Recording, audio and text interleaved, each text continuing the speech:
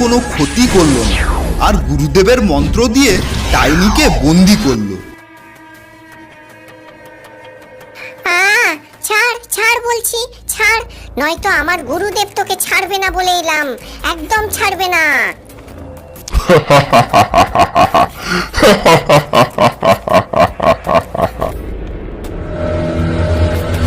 সেই সময় সেখানে আসে সেই ভয়ানক তান্ত্রিক।